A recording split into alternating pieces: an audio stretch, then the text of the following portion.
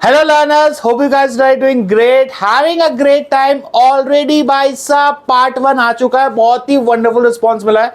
जब मैं video shoot कर रहा था ऑलरेडी 130 व्यूज हो चुके थे। फर्स्ट वीडियो आपके लिए लगा 130, भाई आपके लिए 130 छोटा होगा, बट मेरे लिए 130 students matters a lot, 130 views matters a lot. तो थैंक यू, धन्यवाद आप सबका सपोर्ट करने के लिए। ऐसे ही सपोर्ट बनाते रहिए। ये वीडियो में और जान डाल के पढ़ाऊंगा, और ही बढ़िया पढ़ाऊंगा, आपको मजा आएगा। तो शुरू करते बिना समय वेस्ट किए हुए सेकंड पार्ट की ओर। व्हाट आर दी फीचर्स या कैरेक्टरिस्टिक्स ऑफ मैनेजमेंट। हमने लास्ट में पढ़ा कि मैनेजमेंट कहीं ना कहीं एक प्रोसेस होता है। मैनेजमेंट हमारा एक प्रकार का प्रोसेस था जहां पे हमें जो भी टास्क दिया उसको हम कैसे पूरा कर रहे हैं, आइदर इफेक्टिवनेस या तो एफिशिएंसी, कि भाई जो भी टास्क दिया है उसको या तो तुम टाइम पे पूरा करो या उसी टास्क को हमें कम से कम कॉस्ट पे पूरा करना है। अब चलो इसी के शुरू करते हैं हम एक इंपॉर्टेंट टॉपिक पढ़ना जो कहते हैं फीचर्स ऑफ मैनेजमेंट। तो सबसे पहला फीचर है management is a goal oriented. हर एक ऑर्गेनाइजेशन कुछ ना कुछ एक गोल पाने के लिए बनी है। जैसे कि सर रिलायंस का गोल होगा ज्यादा से ज्यादा प्रॉफिट कमाना। सर एक एनजीओ का गोल होगा समाज की सोशल सर्विस करना। सर एक पॉलिटिकल पार्टी का गोल होगा कहीं ना कहीं गाइस हमें देश की सेवा करना। मेरा गोल होगा आपको ढंग से पढ़ाना, आपका गोल होगा अपने आप को पढ़ना। हमें मेक श्योर करना है कि नहीं जितने भी लोग हमारे ऑर्गेनाइजेशन में काम कर रहे हैं ये सारे लोग मिलकर एक साथ एक ही दिशा में काम करें, एक साथ एक ही दिशा में काम करें। और वो दिशा क्या है? अचीविंग द ऑर्गेनाइजेशनल गोल। हर कोई इंसान अगर एक कंपनी को मैनेज कर रहा है तो उस कंपनी का एक सेल्स टारगेट होता है, उसका एक प्रॉफिट टारगेट होता है, उसका एक मार्जिन्स होते हैं। तो हर कोई इंसान कोशिश करता है कि ज्यादा से ज्यादा वो प्रॉफिट कमा सके, वो ज्यादा से ज्यादा सेल्स कर सके। तो मैनेजमेंट किस तरीके का प्रोसेस है? It's a goal oriented. Every organisation exist for some basic goals और रीजन। वो सिंपल होना चाहिए, क्लियर होना चाहिए। हर कोई फोकस करता है कि जो भी मेरा गोल है, जो भी मेरा टारगेट है, जो भी मेरा लक्ष्य है उसको हम अचीव करें। तो सबसे पहला पॉइंट है management is a goal oriented. अब नेक्स्ट है मैनेजमेंट इज परवेसिव। स्पेलिंग याद कर लो, PERVASIVE, परवेसिव। इसमें मैं एक लाइन बोलता हूं, अपुनिच भगवान है। मतलब मैनेजमेंट इज एप्लीकेबल एवरीवेयर। क्या जो मैनेजमेंट है एप्लीकेबल एवरीवेयर। भाई भले ही एक कोई हमारा ऑर्गेनाइज प्रॉफिट मेकिंग ऑर्गेनाइजेशन हो, हमारा एक सोशल ऑर्गेनाइजेशन हो, लोगों की सेवा करना, एक पॉलिटिकल हो, भले ही सर इंडिया हो कि भले ही यूएसए हो कि भले ही चाइना हो या जापान हो, हर जगह मैनेजमेंट लगता है। सर रशिया खुद अटैक करने का मैनेज कर रहा है, यूक्रेन उसको डिफेंड कर रहा है। सर आईपीएल की 10 टीम खुद को बहुत ही अच्छे तरीके से मैनेज कर रही है ताकि जो भी हमारा गोल हो, जो भी हमारा टारगेट है, हम उसको अचीव करें कि नहीं करें। तो हर कोई इंसान मैनेज कर रहा है, छोटा हो बड़ा हो। तो मैनेजमेंट इज एप्लीकेबल एवरीवेयर, ये मैंने बताया ना, अपुनिज भगवान। But there is a difference. हर कोई एक तरीके से मैनेज नहीं करता। सर आज हमारे इंडिया में जब फेस्टिवल्स आता है वे prefer to have sweets, laddus, काजू कतलीस। बट सर जब एक वेस्टर्न कंट्रीज में कोई फेस्टिवल आता है they prefer to have cakes, they prefer to have pastries. Sir ये डिफरेंस क्या चीज का है?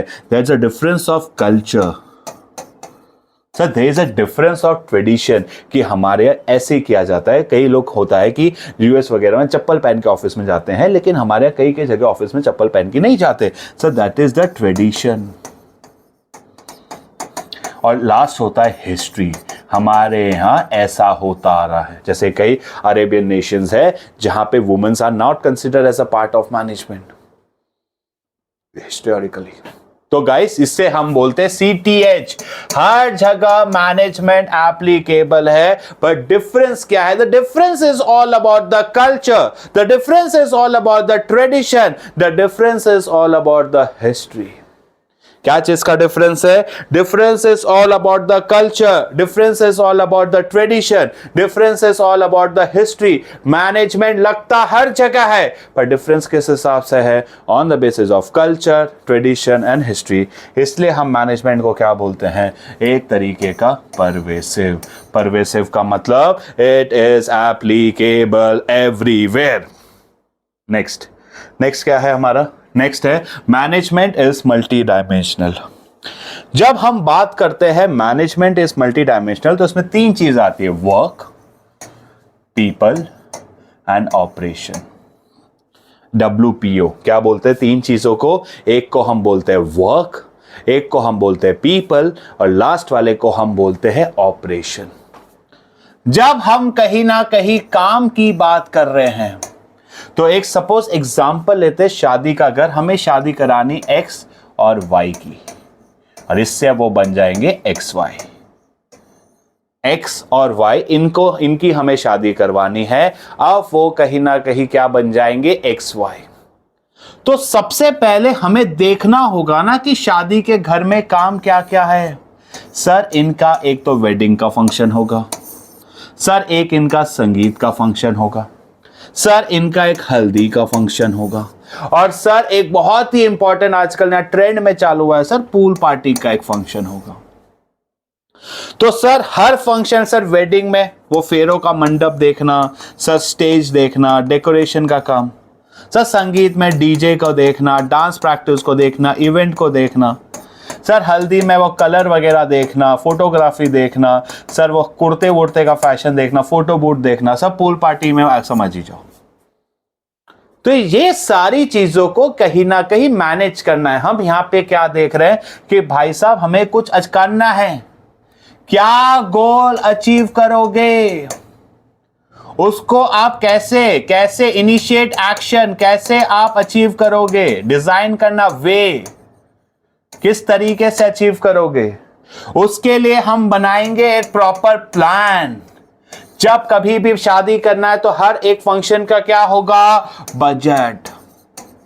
बजट होगा कि नहीं? सर संगीत के लिए इतना बजट, हल्दी के लिए इतना बजट, सर वेडिंग के लिए इतना बजट, व फिर हमारा पूल पार्टी के लिए इतना बजट। हर किसी चीज के लिए हमें कहीं ना कहीं प्रॉपर बजट भी देना है।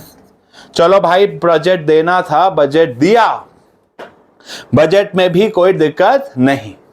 अब इसके बाद हमें इस चीज के लिए बजट भी दिया, अब जो काम करने वाले हैं उसको हर जो भी लोग करेंगे डिफाइन करना पड़ेगा ना कि जो संगीत देखेगा उसकी क्या क्या जिम्मेदारी है।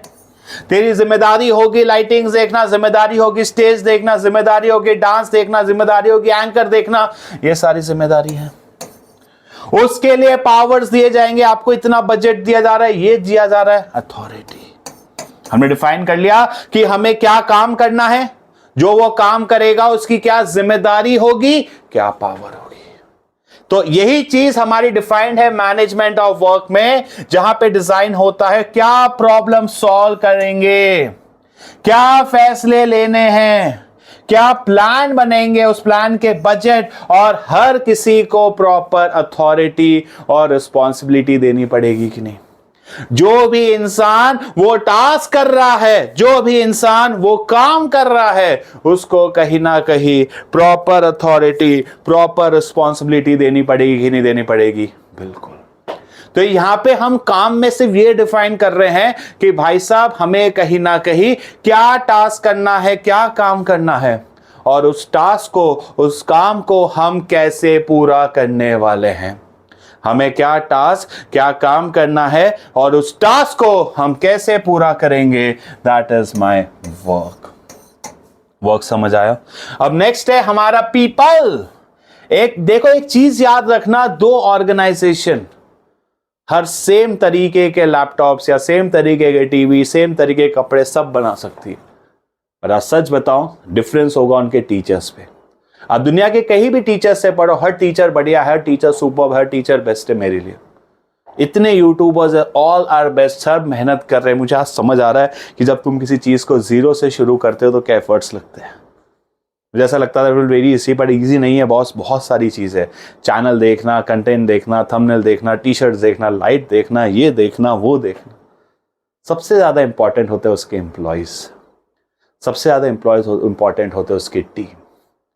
जिस ऑर्गेनाइजेशन के एम्प्लॉयज़ बहुत धांसू होंगे ना, वही ऑर्गेनाइजेशन एक सक्सेसफुल बनती है। दुनिया में वही सब बनी है। तो गाइस, हमें देखना है कि हमारे पास एकदम बढ़िया से बढ़िया एम्प्लॉयज़ हो। That is management of people.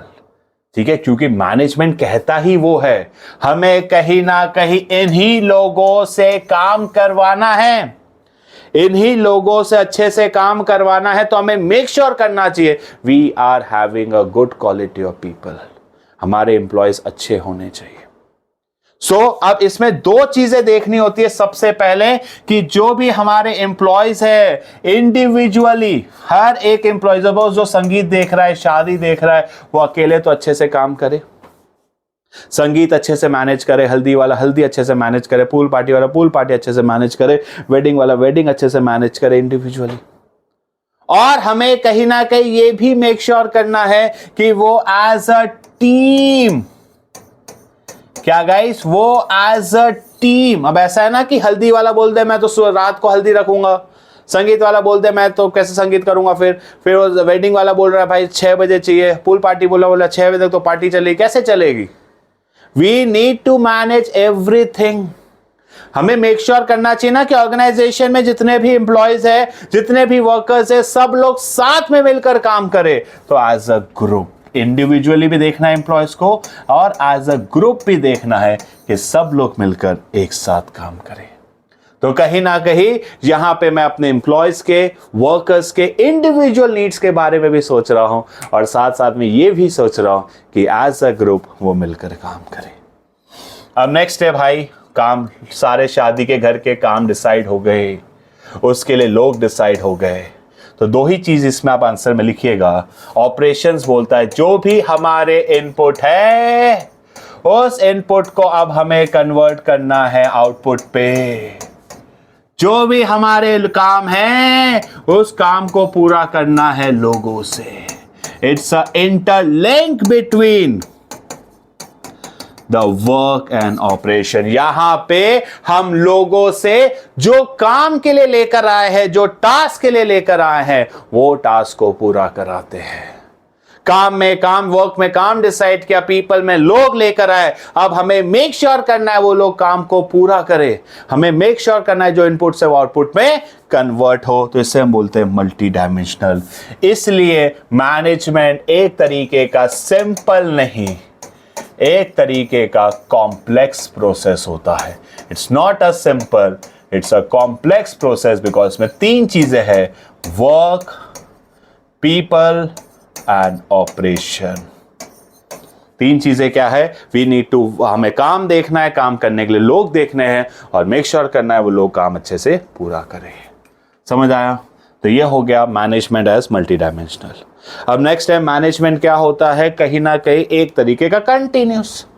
Guys अभी आपने 11th करके आए हो, फिर अभी आप 12th करोगे, फिर कई लोग कॉलेज के एंट्रेंस करेंगे, फिर CS करोगे, फिर शादी करोगे, फिर जॉब करोगे, शादी करोगे, फिर चलता रहेगा। तो जिंदगी कभी रुकती थोड़ी ना है। आज आप पढ़ाई मैनेज कर रहे हो, कल कर रहे हो, फिर कर रहे हो, ये हर रोज मैनेज करोगे। पता है, जब तक आपका गोल अचीव नहीं हो जाता, सर गोल अचीव हो गया, फिर दूसरा, फिर तीसरा, फिर चौथा। तो मैनेजमेंट एक सीरीज ऑफ, पता है, कंपोजिट फंक्शंस है, जो कहीं ना कहीं जो हमने पढ़ा। सर कौन से फंक्शन? सर जैसे कि कभी हम कर रहे हैं प्लानिंग, कभी हम कर रहे हैं ऑर्गेनाइजिंग, कभी हम कर रहे हैं स्टाफिंग, कभी हम कर रहे हैं डायरेक्टिंग, कभी हम कर रहे हैं कंट्रोलिंग। चलता रहेगा। फॉर एग्जाम्पल दूसरा एंगल से देख सकते हैं, कभी एक मैनेजर प्रोडक्शन पे ध्यान दे रहा है, कभी वो परचेज पे ध्यान दे रहा है, कभी वो सेल्स पे दे रहा है, कभी मार्केटिंग पे दे रहा है, पर वो हमेशा कुछ ना कुछ करते रहता है कि नहीं? तो हम कह सकते हैं कि नहीं, management is a series of function, separate function. Her manager in functions को परफॉर्म करता रह रहा है। तो क्या मैनेजमेंट एक वन टाइम है या कंटिन्यूस? क्या गाइस, मैनेजमेंट कहीं ना कहीं एक तरीके का वन टाइम है, continuous, it's a never ending process. वो कभी भी रुकने वाला नहीं है, कभी भी खत्म होने वाला नहीं है, वो हमेशा चलता रहेगा। इसलिए हम मैनेजमेंट को बोलते हैं एक तरीके का कंटिन्यूअस प्रोसेस। डन, देख लो। तो process of manage series of continuous composite function, this function simultaneously perform किए जाते हैं। सीरीज ऑफ ऑन गोइंग, हमेशा चलता रहेगा। कंपोजिट, ऑन गोइंग, एक के बाद दूसरा, ये सारी चीजें आ जाए तो क्या हो जाएगा? कंटिन्यूअस। जब भी आप केस स्टडी करोगे तो आपको हेल्प मिलेगी। नेक्स्ट है मैनेजमेंट एक तरीके का ग्रुप एक्टिविटी है। एक ऑर्गेनाइजेशन डाइवर्स लोगों से बना है। Diverse in the sense of अलग अलग रिलीजियन, कास्ट, जेंडर, इमोशंस, या एक होता है ना कि बिहेवियर, सब अलग अलग लोग हैं। लैंग्वेज, नेशनैलिटी, बहुत सारी चीज़ें, कोई इंडियन कोई बाहर का, बहुत सारी चीज़ें। अब एक ऑर्गेनाइजेशन में हमें मेक श्योर करना है, अगर ये सारे एम्प्लॉयज अपने अपने हिसाब से काम करने लगे, क्या मैं अपने ऑर्गेनाइजेशनल गोल को अचीव कर सकता हूं? ना। हमें मेक श्योर करना है जितने भी डाइवर्स इंटरेस्ट वाले एम्प्लॉयज है ना, वो कहीं ना कहीं सब के सब एक साथ मिलकर काम करें। ये अलग अलग रिलीजन वाले, अलग अलग कास्ट वाले, अलग अलग सोच वाले, हमें नेशन वाले, मेक श्योर करना है ये सारे के सारे एक साथ मिलकर एक ही दिशा में काम कर रहे हैं। दैट इज ऑर्गेनाइजेशनल गोल। आज अगर हम इन एम्प्लॉयज को साथ में लेके चल रहे हैं, एम्प्लॉयज के बारे में सोच रहे हैं, वो एज अ टीम काम कर रहे हैं, तो ही जीत सकते हैं। आज आईपीएल की जो भी टीम आपको बेस्ट लगती है ना, उसके पीछे एक रीजन है, क्योंकि वो एज अ टीम खेल रही है। कोई भी आईपीएल आप जिस भी टूर्नामेंट में देखो गाइस, आज मैं बेस्ट एग्जांपल देता हूं। आईपीएल का first season was won by Rajasthan Royals. उसको हम कहीं ना कहीं ना अंडरडॉग टीम कहते थे उस सीजन की, बिकॉज उसमें कोई भी इतने ग्रेट प्लेयर्स नहीं थे, पर उनमें एक चीज थी, जुनून। They worked as a team. They worked in a group. वो सब मिलके काम करते हैं। मैं आज एक चीज बताऊं, मेरा अकेले का ये चैनल नहीं है, मेरा है, नवीन सर का, उनका ज्यादा है। We are working as a team. मैं, नवीन सर, साहिल सर, हम तीनों मिलके काम कर रहे हैं, क्योंकि जब हम तीनों मिलके काम करेंगे, अपने सब्जेक्ट अच्छे से करेंगे, तभी गोल अचीव होगा। इसलिए मैनेजमेंट को कहा जाता है एक तरीके का group activity. Every member has a different purpose. हमें मेक श्योर करना है कि नहीं कि सब लोग मिलकर काम करें। कैसे? हर एक इंडिविजुअल को ढंग से कोऑर्डिनेट करना है, ढंग से लीड करना है, ढंग से मोटिवेट करना है। मैं यहाँ पे पूरी वर्ड्स इसलिए नहीं लिख रहा हूं ताकि आप सुनने पे ध्यान दो, ताकि स्क्रीन पे आपको सिर्फ पता है कि लिखना है। कोऑर्डिनेशन, ढंग से लीड और ढंग से मोटिवेशन। ठीक है, तो इसी के साथ हमारा खत्म हुआ management is a group activity. अब नेक्स्ट क्या है sir? Management is dynamic. Sir, जब इंडिया में मैकडॉनल्ड्स आया तो सर वो पूरी दुनिया की तरह नॉन वेज बर्गर्स नहीं बेच रहा था यहां। He started selling veg. क्यों? सर, उसको समझ आया कि यहां के एनवायरनमेंट में, यहां के माहौल में हम वेज बर्गर नहीं बेच सकते, नॉन वेज बर्गर नहीं बेच सकते, हमें यहां पे वेज बेचना पड़ेगा। इसलिए इंडिया के मैकडॉनल्ड्स में है वेज बर्गर। आसपास के बदलते माहौल के हिसाब से, आसपास के बदलते सिचुएशन के हिसाब से कहीं ना कहीं हमें बदलना जरूरी है कि नहीं? यस और नो? ये जो आसपास का माहौल बदल रहा है, ये जो आसपास का सिचुएशन बदल रहा है, उस हिसाब से बदलने की जरूरत है। तो क्या है? मैनेजमेंट कहीं ना कहीं डायनामिक है कि नहीं? एक जमाने पे वो सीआरटी टीवी आते थे, फिर एलसीडी आए, फिर एलईडी आए, फिर अभी स्मार्ट आए, और वर्जन बदलते जा रहे, तो लोगों को बदलना है कि नहीं? एक जमाना था जब स्टडी सर्कल से वो ऑफलाइन पढ़ाता था, और अब ऑनलाइन भी बढ़ रहा है, क्योंकि चीजें बदल रही है। जब आसपास का माहौल बदल रहा है, जब आसपास की सिचुएशन बदल रही है, तो हमें भी उसके हिसाब से बदलना पड़ेगा। यस और नो?